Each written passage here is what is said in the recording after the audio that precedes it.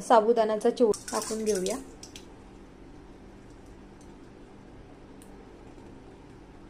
किती छान प्रकारे फुलून तो वरती येत आहे। तर अशा प्रकारे आपल्याला हा फुललेला साबुदाणा काढून घ्यायचा आहे आणि बघू शकताय असा पांढराच ठेवायचा आहे।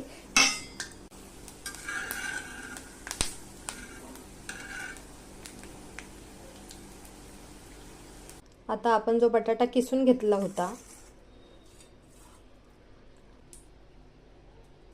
तोही थोडं थोडं करून आपण तेलामध्ये फ्राय करूया।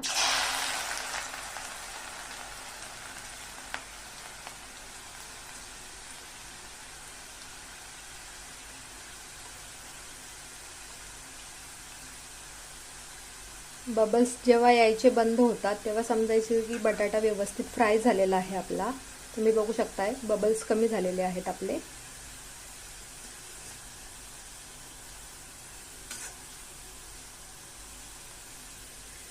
अशा प्रकारे आपल्याला बटाटा पण फ्राय करून घ्यायचा आहे।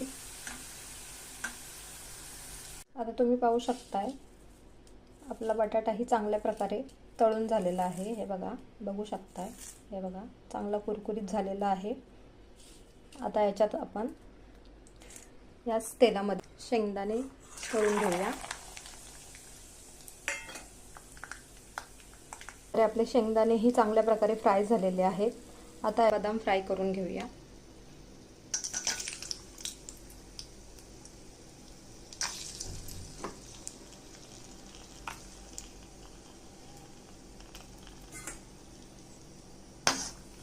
आता बदामही काढून घेऊया।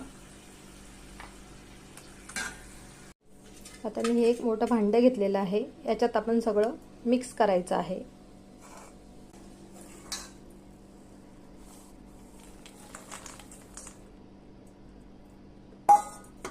आणि हे आता आपण व्यवस्थित मिक्स करणार आहोत। आता हा चिवडा आपला व्यवस्थित मिक्स झालेला आहे आणि थंडही झालेला आहे। आणि 2 ते 3 चमचे पिठी साखर। साखर ऑप्शनल आहे, जर तुम्हाला टाकायची असेल तर तुम्ही टाकू शकता, पण खूप छान टेस्ट येते याच्याने।